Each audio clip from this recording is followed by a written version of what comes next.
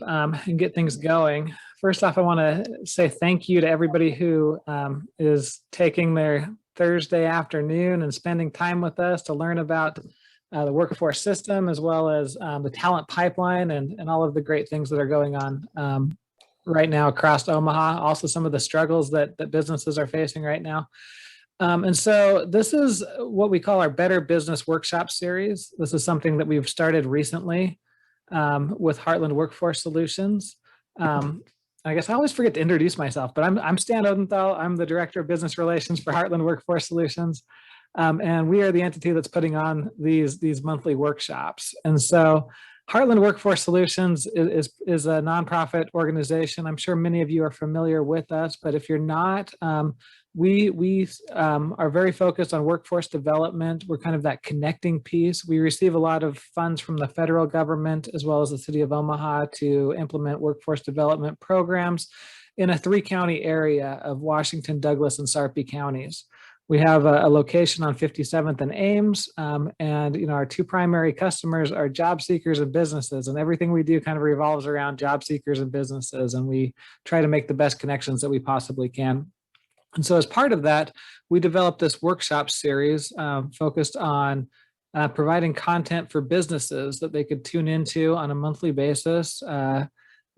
Hopefully we're providing engaging topics, but if not, then please let me know and we'll add some more fun topics. But today's topic is related to the talent pipeline. And so it's the talent pipeline, meeting your hiring needs through partnering with skills training programs.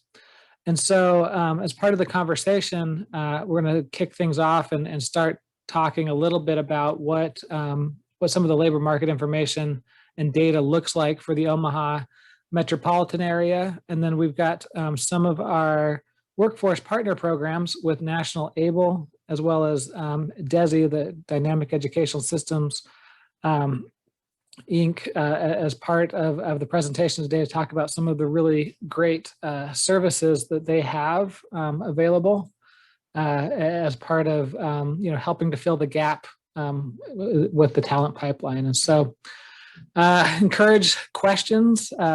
Either feel free to unmute yourself or put the question in the chat box. We'll have people paying attention to the chat.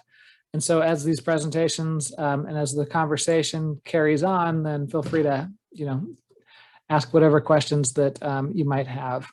And also just be aware that we are recording this meeting. We will be putting it along with all of our previous webinars. It'll be made available on the employers tab on the HWS on the Heartland Workforce Solutions website. So with that, I'm going to go through just some information about what's currently happening in the labor market system within the Omaha metropolitan area. But before I do that, I would love to just launch a poll question. Actually, 2 poll questions.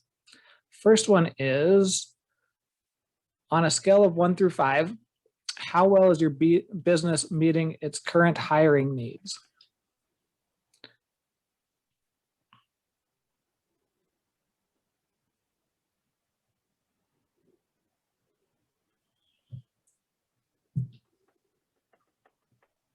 Okay. All right. So as you can see on the screen, most of the answers are coming there towards the bottom half of those results. And so I appreciate that feedback. And that's kind of what we expected here. There is a struggle right now with meeting hiring needs across all industries. And so these results kind of, help show that as well. The next question I'm going to ask is, which sector or industry best represents your organization or your business as you're participating here? And I only listed out kind of, some of the more popular ones that we usually see. If you're in another industry or sector, just choose that other category. Hey Stan, I just want to chime in. I don't think they get to see the results as they're live until we post them. Okay.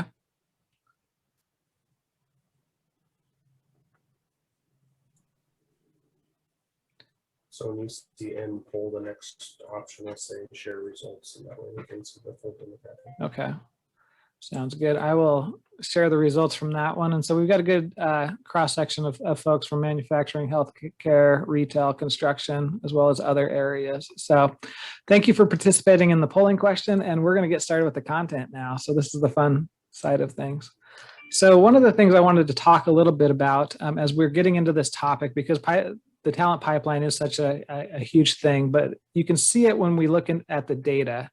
And I have to thank my friends at the Department of Labor for providing a lot of this data. This morning, I met with them and in one of our committee meetings, and they reported out on a number of different things that I wanted to share with you. And so looking at the Omaha metropolitan area, there's currently 18,391 jobs listed in the AnyWork system. And so if you're not familiar with the AnyWork system, it is the state's job board, essentially, the state's labor exchange.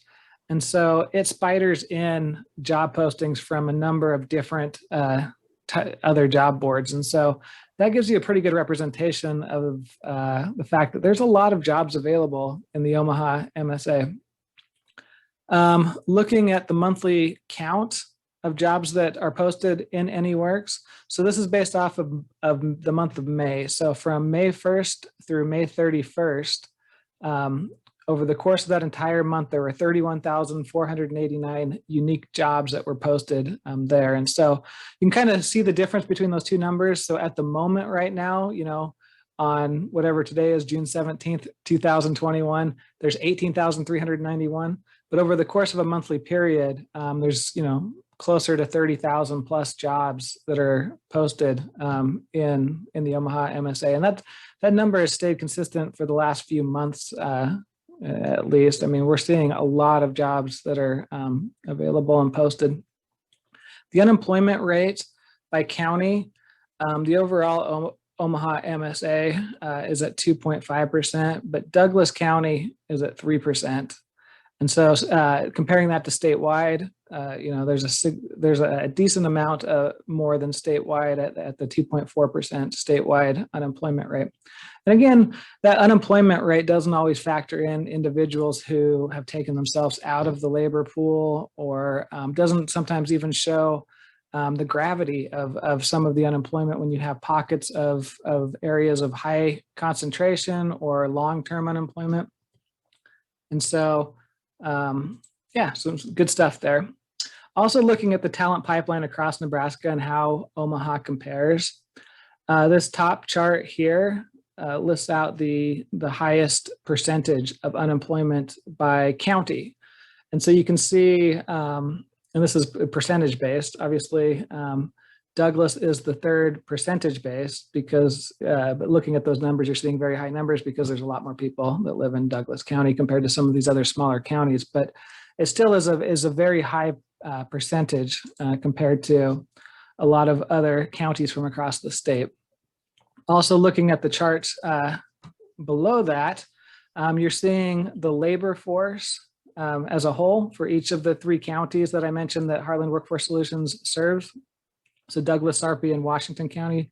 You can see the total number of individuals within the labor force that, you know, identify themselves as either working or looking for a job, and the number that are either employed versus unemployed. And so you can see that there's, you know, over 8,600 folks in Douglas County, for example, that say that they want to be in the labor force, but are currently unemployed. And so that's where that number comes from. And again, there may be others that are not, you know, saying that they want to be in the workforce or the labor force, that may have taken themselves out of the labor force for whatever reason, whether it's for, you know, childcare or other dependent care or whatever it might be, that are not included in these numbers. So next slide. When it comes to labor market statistics for the Omaha MSA, this table right here shows the counties with the highest average weekly wage in Nebraska. And so I thought this was interesting as well. In the three counties that we're looking at primarily, you can see how they rank, all three of those counties rank as far as, you know, in the top 10, as far as statewide, when we look at county by county average weekly wages. And so Douglas actually is second in the state with the highest average weekly wages, highest average annual wages. And then Washington and Sarpy aren't that far behind either. And so when you're competing with talent, there's also that factor of wages in the competition side of things. And, even comparing to some counties that were nearby when we were talking about Lancaster and the Lincoln area, I mean, that's the pay rates there come in at 9th place compared to 2nd place with Douglas County. And so wages typically are higher in the Omaha MSA compared to even like the Lincoln MSA.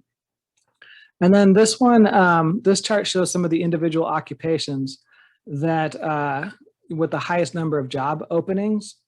And so you can see that registered nurses ranks number 1 right there. And the way that the green on this chart, what it represents is, that many of you may have heard of H3, high wage, high demand, and high skill. If it's a dark green color on this chart, it means that it meets all 3 of those things. It's a high wage, high demand, high skill occupation. If it's a lighter color green there in the middle, like teacher's assistants, nursing assistants, first line supervisors of retail sales workers, that means it meets 2 out of the 3. It may not be high wage or it may not be high skill. It's just missing one of those 3 when it comes to the H3 occupations. And so lots of positions when it comes to registered nurses, teacher assistants, retail salespeople, customer service reps, and maybe many of you are having issues hiring within those occupations as well. And so as we're talking today about connecting with the workforce system and building that talent pipeline, then we are going to have our 2 presenters here, Omar and Alejandra, talk a little bit about some of the services that they provide, as well as some of the connecting points that they can help you with when it comes to tapping into that talent pipeline. And it looks like we're going to have Omar Valentine go first today, and then Alejandra is going to go second. And so I will hand things over to Omar from DESI.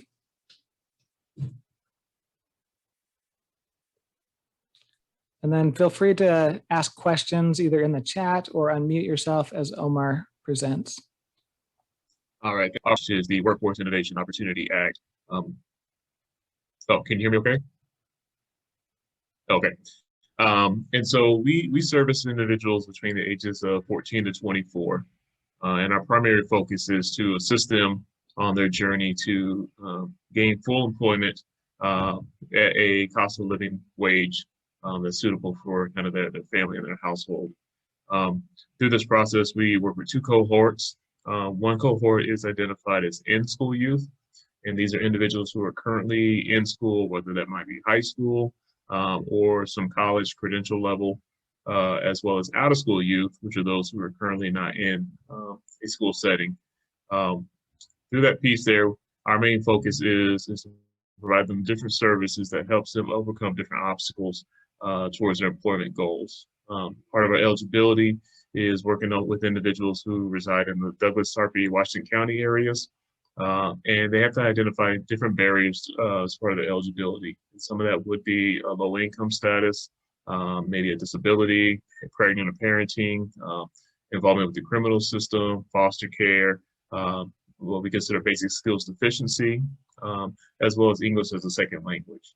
And so what we do is try to provide services that help kind of bring them to a level to be able to get that gainful employment, as well as a support network to help them as they pursue through kind of this journey of identifying what careers they want to go into.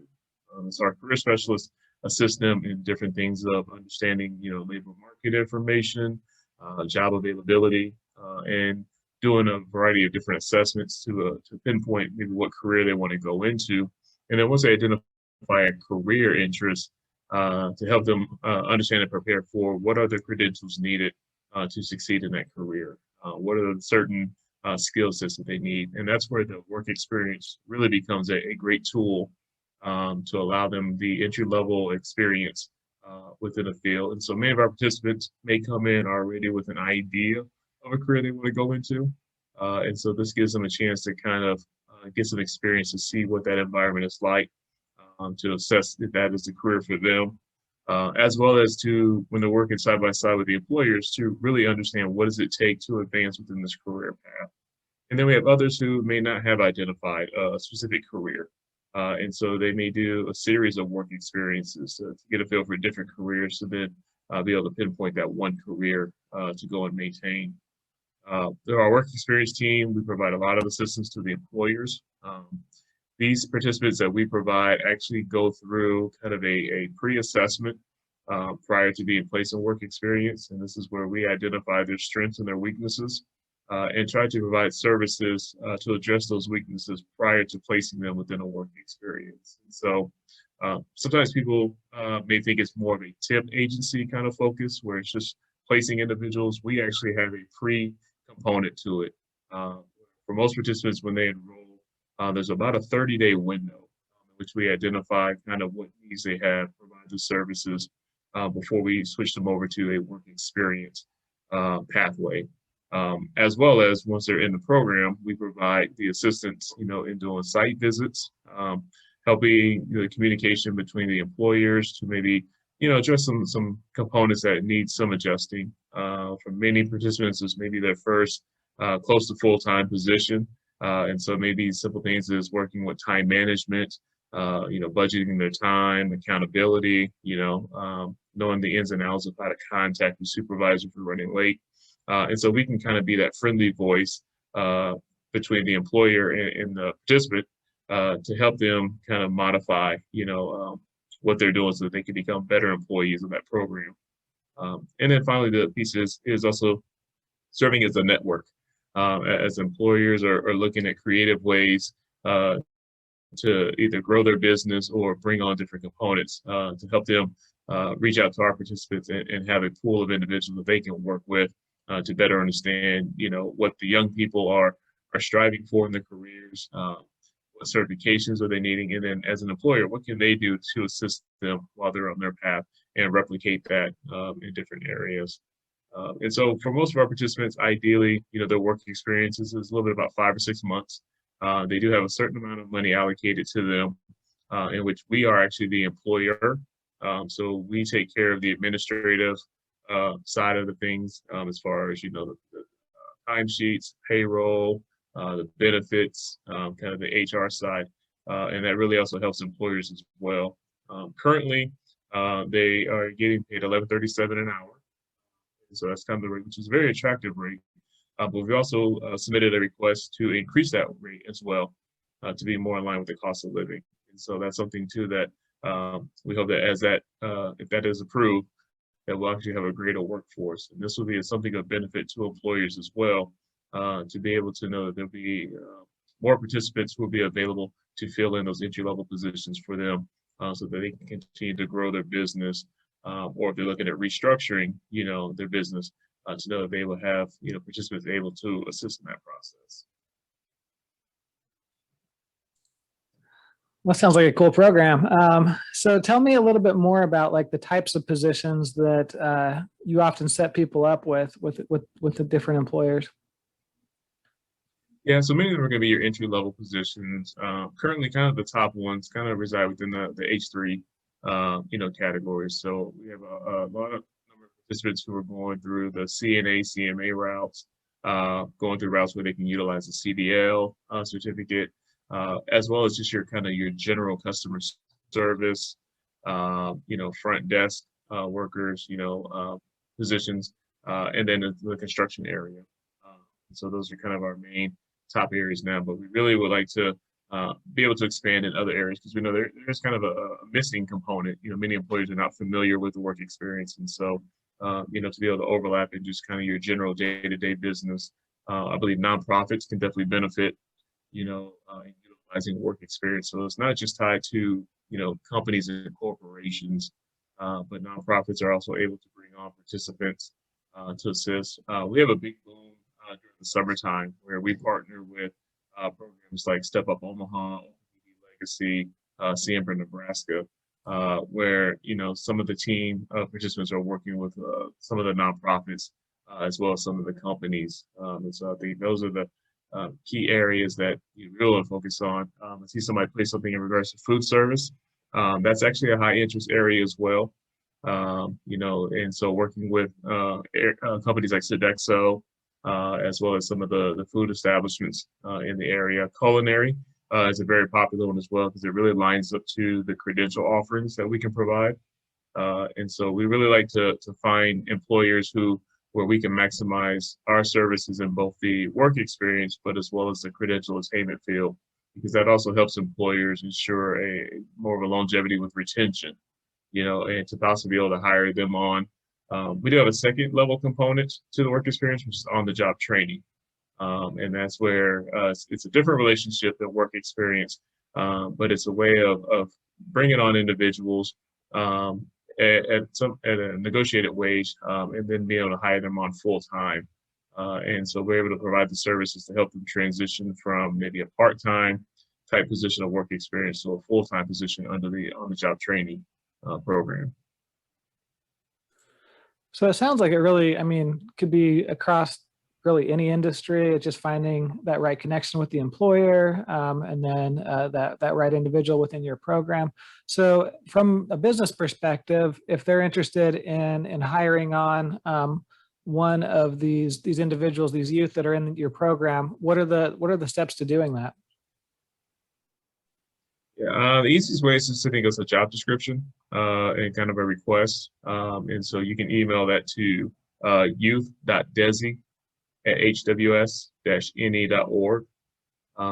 And also to reverse referrals. If you, as you are going through the process of hiring individuals and, you come across individuals to be like, we have positions available, but this individual may not be ready on their own for this position, but maybe with some assistance will be a great candidate.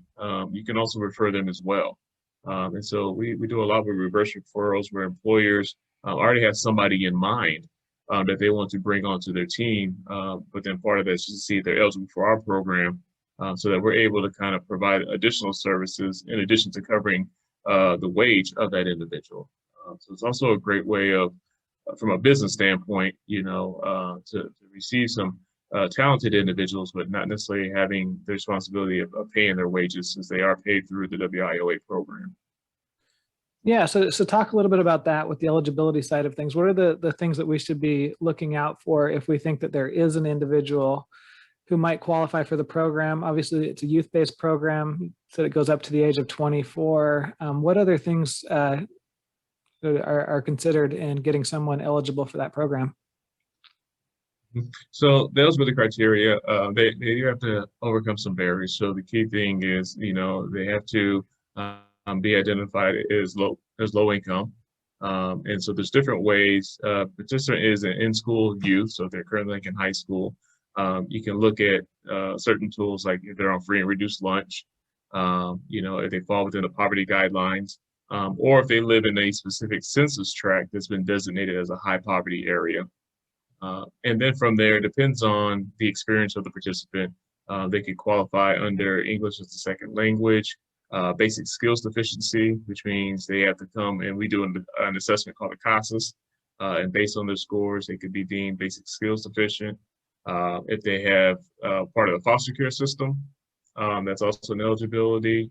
They've been part of the juvenile or the adult criminal system, if they're pregnant or parenting. And so those are some of the main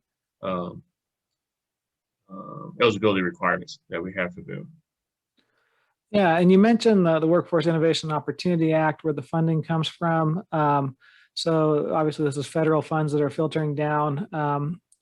From the business perspective, when they do hire someone on either in a youth experience or work experience or an on-the-job training, what is the expectation from the business as far as contributions to that individual to help support them or pay their wages?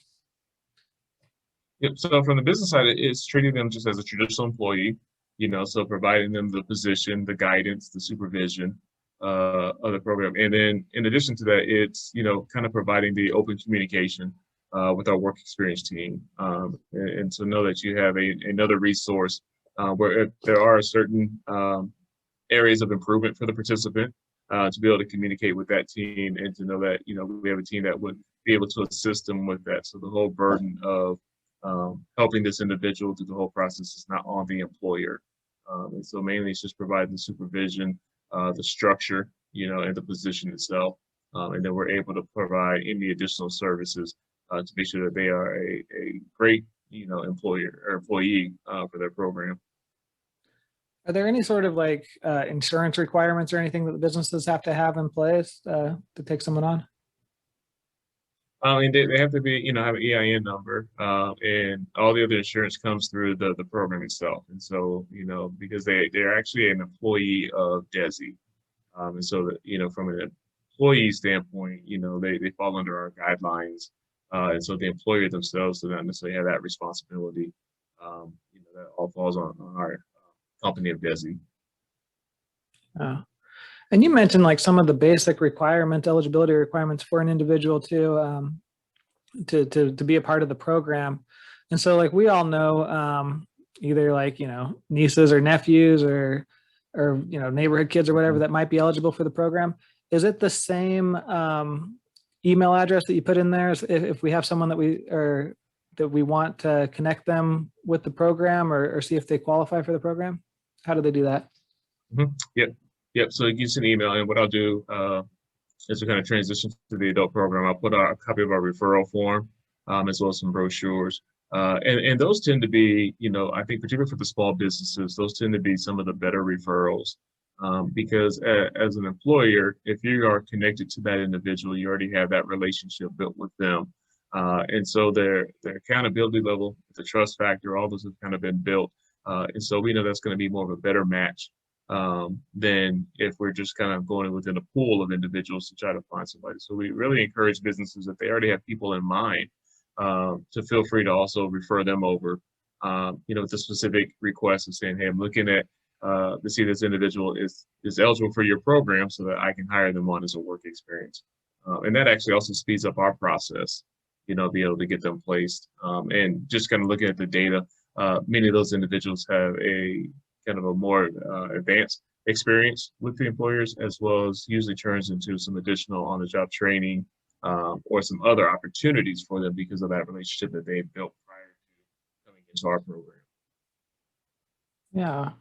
And Carol had put a question in there and maybe you can expound a little bit more on this question, but are you looking for, does ER pay DESI or the employer pay DESI? Is that what you're looking for?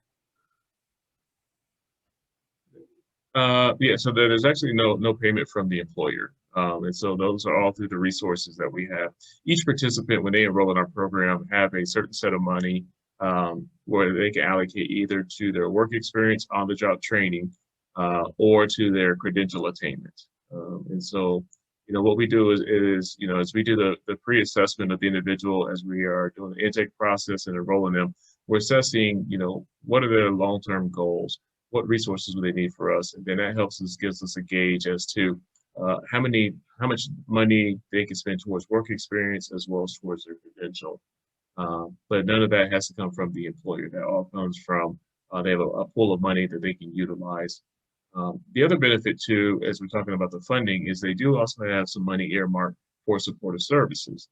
And this is also a system in areas where, they need things like uniforms, they need certain toolkits, if they need assistance with transportation to get back and forth to work.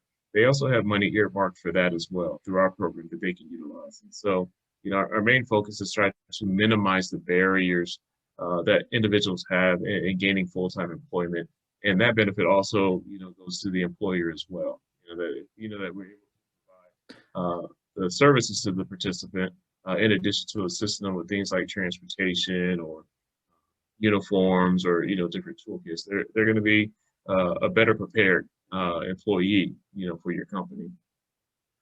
Well, and I'm glad you touched on that again, because you had mentioned that earlier when it comes to those soft skills and the work that you do to help improve those soft skills. And, as in my position as like the Director of Business Relations for Heartland Workforce Solutions, I'm out there talking to businesses, trying to get feedback on how we can improve that talent match, get people through their doors, get them hired. And the soft skill issue continuously comes up over and over again of like people not even showing up for interviews or constantly late or all of these things.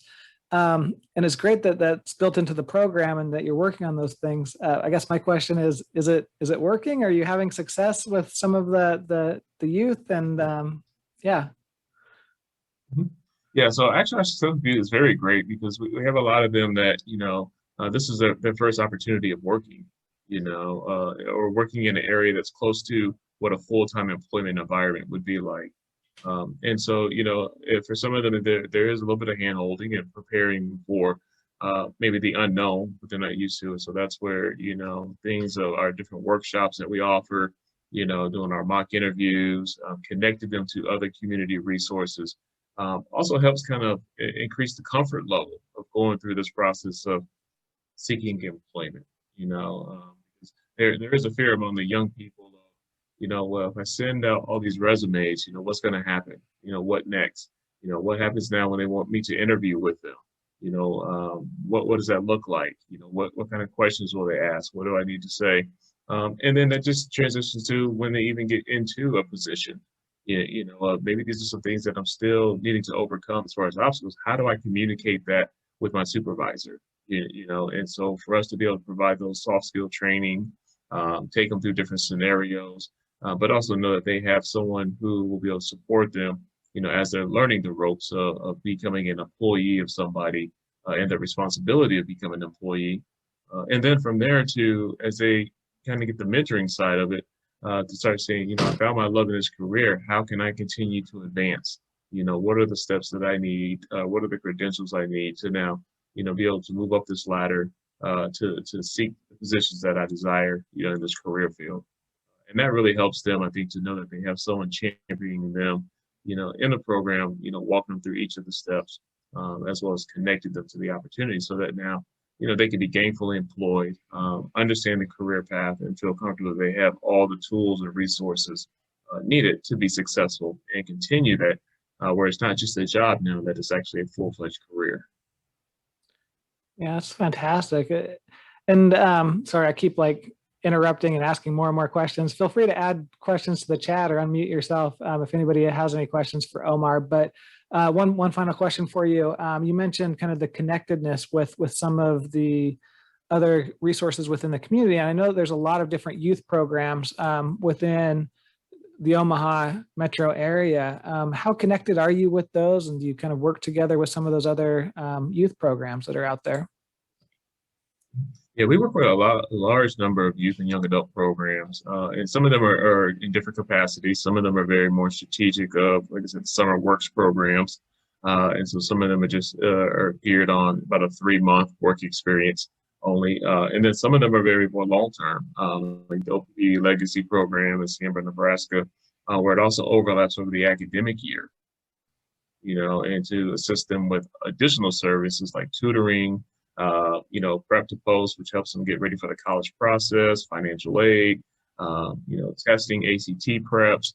And so this program is really of value where it could be as minimum as work experience, and it can develop to a full pre and a post system to help them get ready from all the way up to age 14 until, maybe they complete some credentials or job placement in their 20s.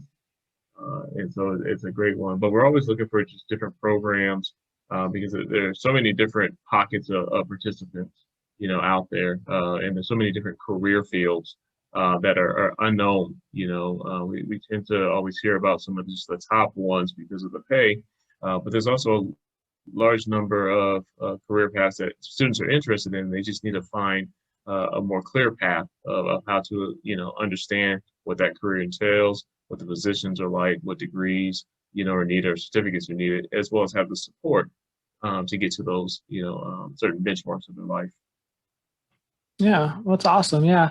And as with the topic today being the talent pipeline and that shrinking talent pool that we with so many available jobs that are out there and the competition, tapping into talent pools that, businesses haven't necessarily tapped into in the past is becoming more and more essential. And so we wanted to highlight the youth program, WIOA youth program that Omar's team runs. And is there any questions from anyone about the youth program or any additional questions for Omar?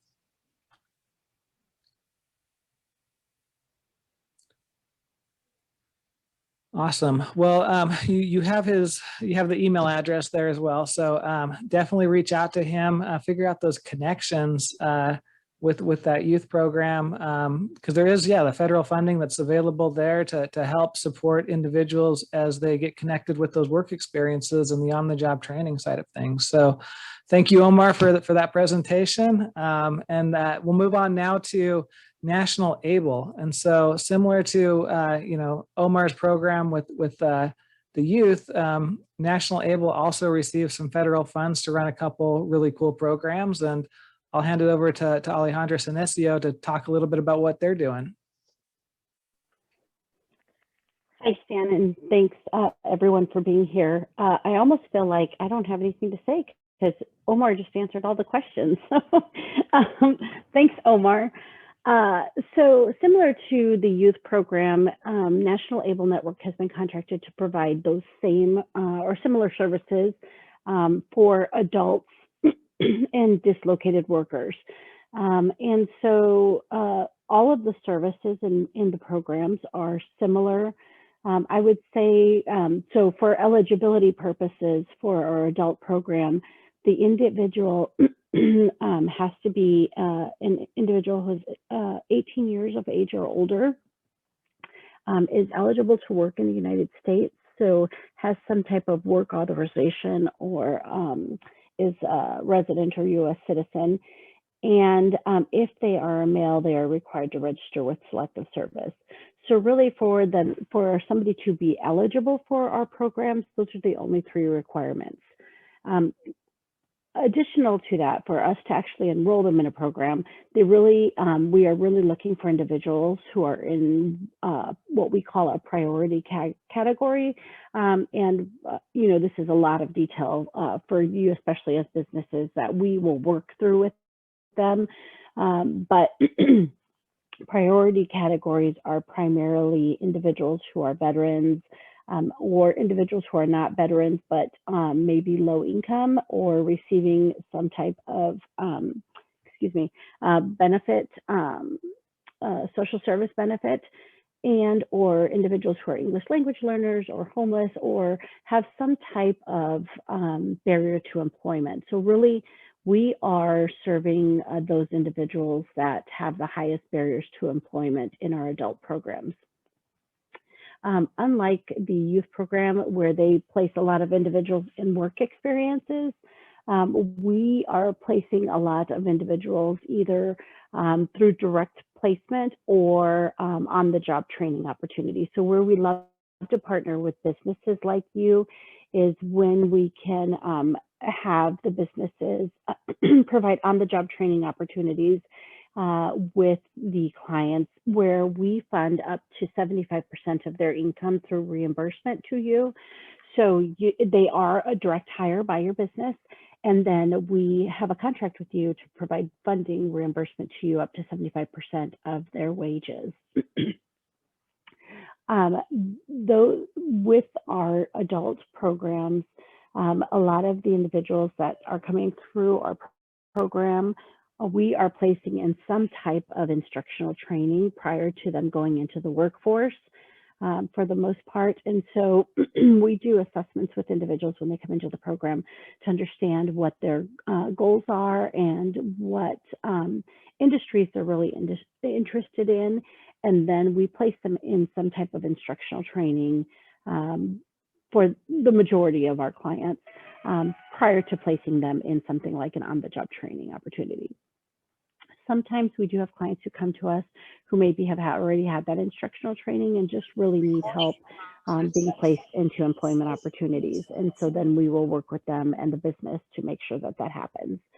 Our goal is really to bring people into the program who are focused on employment that is going to put them in a position of sustainability for their family and the community, that they are going to be able to stay with that employer long-term or stay employed long-term. So we're really trying to build their skills, their workforce development skills in preparing them for the workforce.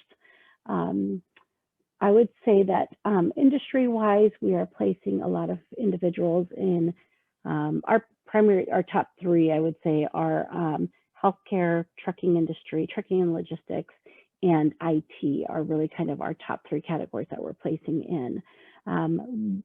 we would love to have other businesses who are interested in building programs with us. We are working with a few businesses where they know that there's certain training that an individual needs to be able to be employed with their business. And so then we pay for that training through the instructional provider when it's eligible for funding, and then place them into employment with that business in an OJT opportunity or on the job training opportunity. So we also do some work experience, but it's more limited. And in the adult program, it's more of a transitional job opportunity where it's an individual who maybe has very little background in the workforce, maybe hasn't held a job for a long term. It could be somebody who's re-entering the workforce from being institutionalized or maybe an ex-offender. And so we just really want to get them that opportunity to get some work experience before we place them in something more permanent, like an on-the-job training. And similar to DESI, when they're in a work experience or transitional employment, we are actually the employer of record for those individuals. We also provide all the same support services that DESI provides through our adult program. And again, a lot of that is details that we will work on. The benefit of individuals being in the program and working with businesses, and really we consider businesses our partners, is that the client is assigned a career coach who's going to work with them one-on-one and work with the business one-on-one. So when you have issues with your employer, they are really your go-to, or with your employee, excuse me, the career coaches are really your go-to for connecting with that employee to ensure that the employee has the support services that they need to be successful in their employment long-term. So that's, I mean, really, I think what is helpful about the program is that they are assigned a specific career coach who will work with them to help support them in their employment journey. We also have what's called a dislocated worker program, and through the dislocated program and the adult program, some of the things that we do are work with businesses to show, like, let's say a business is potentially looking at laying off their workforce. We can work with the business one-on-one and have discussions with the business about what can we do with the current workforce you have to maybe train them and upskill them so that they can continue being employed. So they're called layoff aversion strategies through funding incumbent workers. So where we can help fund upskilling the workforce so that maybe a layoff isn't going to be necessary. You know, if you change the electronic devices that you use in your workforce, and maybe the job force that you have doesn't have the skills necessary to use those electronic devices, perhaps we can partner together so that we can train them to get the skills that they need to be able to continue to be employed with you. And so those are kind of some of the services that the Adult and Dislocated Worker Program can fund. And we love to partner with businesses on doing those things. Stan, I'm sure you have some additional questions. I did put our brochure, our employment brochure, into the chat. It's called the Business Solutions Brochure. We have an account manager who works with all of the employers. Her name is Betty McKiernan, and all of her contact information is in that brochure. So I would encourage you to reach out to her so that we can maybe set up a one-on-one discussion with each of you. Yeah, and that brochure is really well done. It has a lot of great information in it. One of the things I wanted to touch on is you mentioned the on-the-job training with the up to 75% reimbursement. So from that, I mean, what does that look like from a business perspective as far as, you know, getting that set up? It sounds like you reach out to Betty and as part of that, but then as far as like the wage reimbursements, does that happen? How often does that happen? And is there a cap on that as far as money goes? Yeah, that's a great question, Stan. So We have employers who do things different ways. So it can the reimbursement can happen monthly or it can happen quarterly. It's really up to you and your business and how you want to do that. What happens is you submit your the employee's pay stubs to us, and then we refund up to 75% of whatever wages you paid for that employee up to 40 hours. The cap on that is really part of the contract that you would create with Betty. We have within our local area a cap of $8,000 for on-the-job training opportunities. So typically, though, I would say they average the on-the-job training reimbursements average about $7,500 to the business.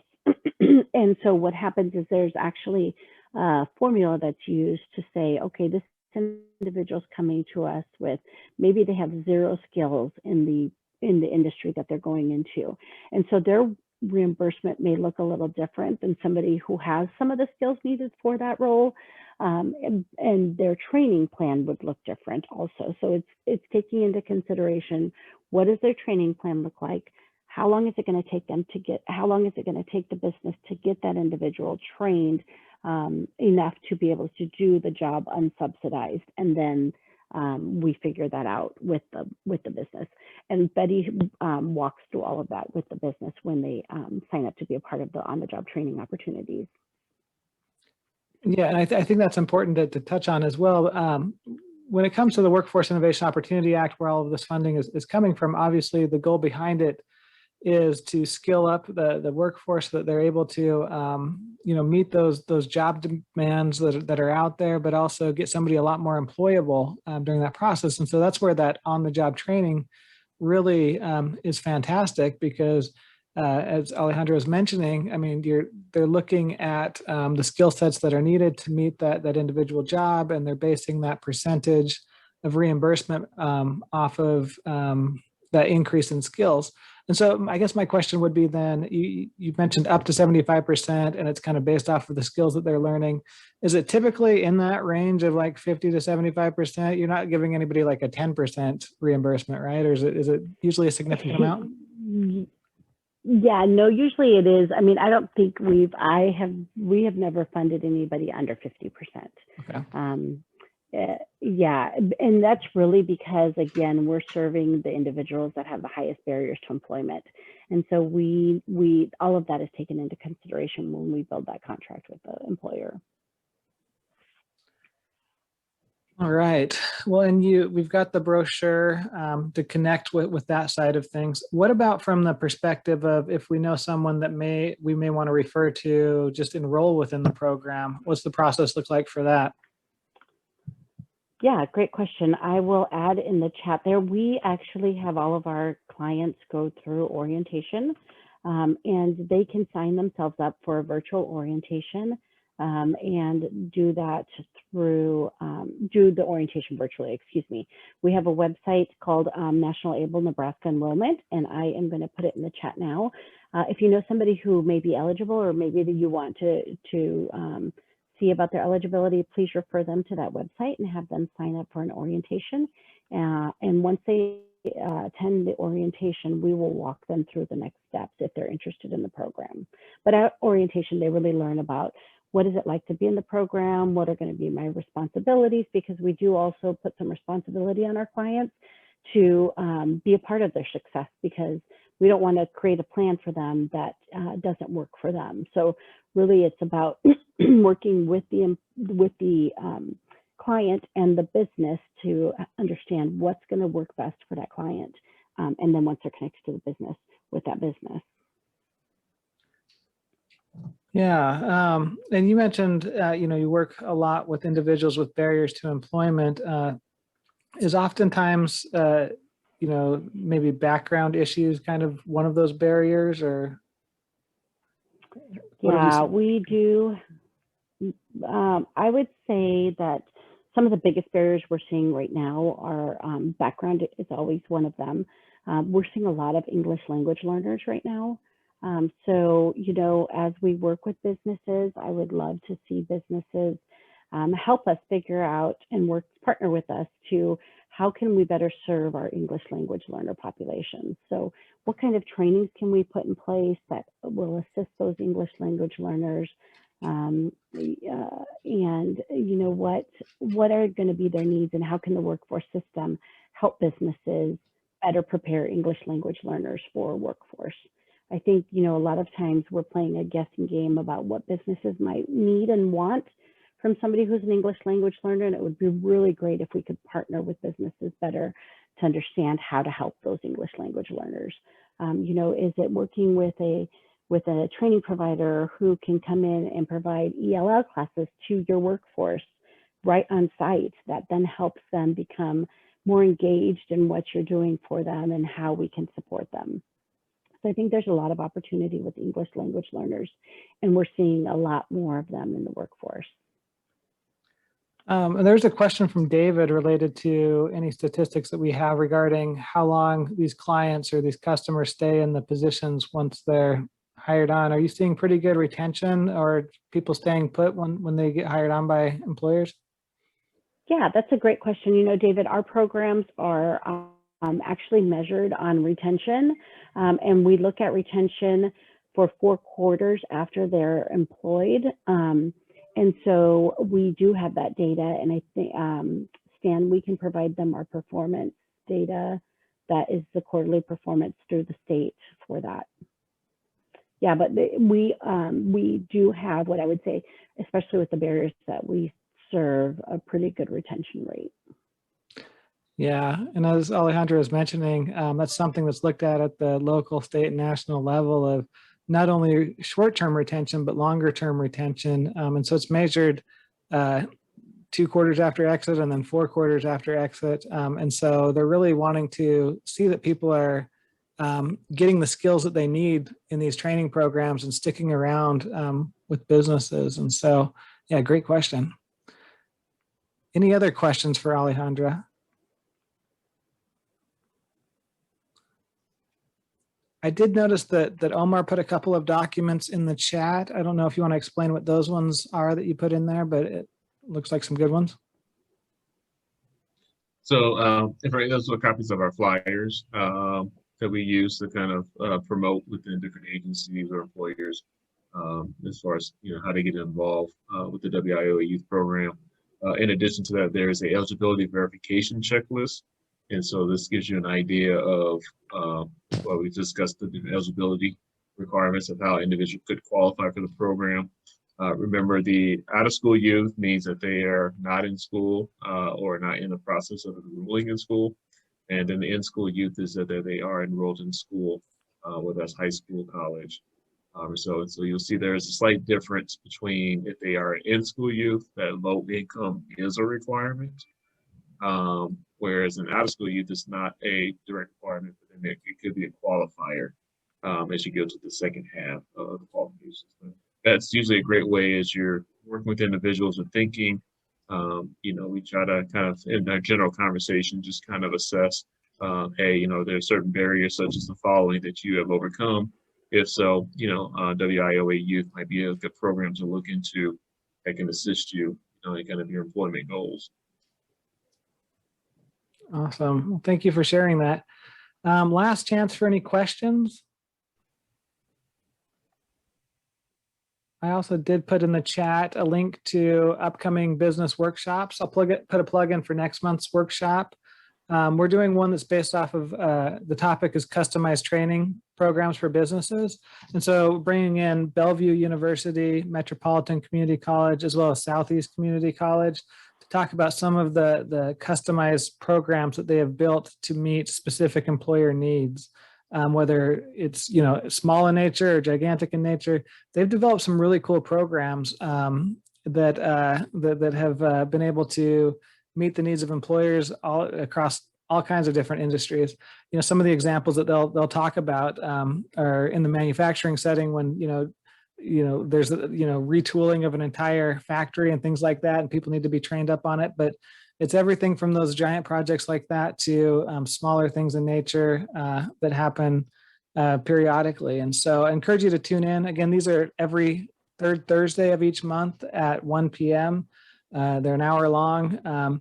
And feel free to reach out to me as well if you have any suggestions as far as content goes for these things. But if you look at that webpage, we've got the events listed out through October. We've actually got them planned through January of next year at this point. But if you have any ideas for topics, let me know. Again, I appreciate everyone's time today on this meeting. Hopefully you learned a lot. Hopefully we were able to provide some good info. Yeah. Go ahead. Hey, I apologize. This is Lawanda with the Urban League. And I just had a question for Alejandra, and I'm sorry if I missed this, if you've discussed this, but say you have a 17-year-old, or no, well, about an 18-year-old senior coming in as an in-school youth. Are they still no longer eligible for funds for training? So like, you know, if they want to go to college or go to get that LPN or whatnot, are they, being that they're considered an in-school youth, are they still under that guideline where they are unable to have that schooling or training paid for? Yeah, that sounds like it's more of a question for Omar. What I will tell you is we are co-enrolling individuals who are in-school youth with the adult program, but they must be at least 18 years of age so that the adult program can fund their training. Anything you want to add to that? Omar, All right. Well, no, you said age of 17? Yeah, like say you have an 18-year-old that's coming in as an in-school youth. They graduate and then they want to go to college. Are they eligible for the funds for school? Like say they want to go and get a nursing degree or a CNA. Are they eligible for funding?